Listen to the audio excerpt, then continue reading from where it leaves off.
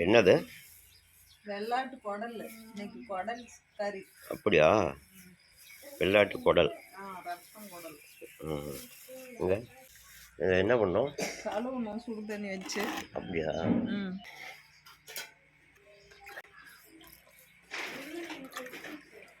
நல்லா கொதிக்கிட்டோம். சுடு தண்ணி. சுடு தண்ணியா? ஊற்றி நல்லா கழுவணும். நல்லா கொதிக்க வச்சு அலசினா தான் இதில் இருக்கிற அழுக்கெல்லாம் போகும். 2 டைம் கொதிக்க வச்சு அலசணும். இன்னொரு டைம் அலசலாமா? வெளியேன்னு கழுவி எடுத்துக்கணும்.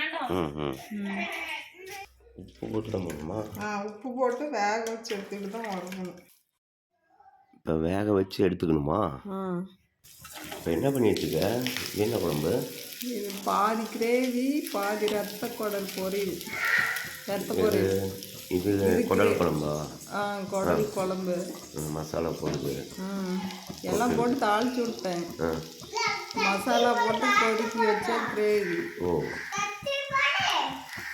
பார்க்கறதுக்கு நல்லா இருக்குல்ல? இட்லி தோசை சூப்பராக இருக்கும். இப்போ வெந்திட்டு இருக்குது.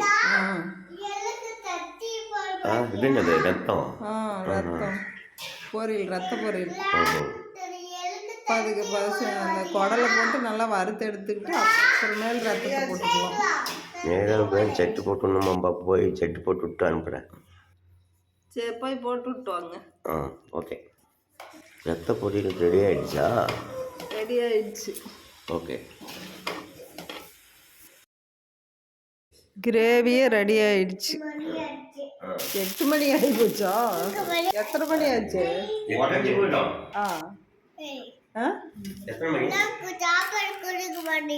கொடுக்க மாட்டோமாப்பா சாப்பாடு. ரத்த பொரியல் டைம் 8 மணி ஆயிடுச்சு. குடல் மட்டும்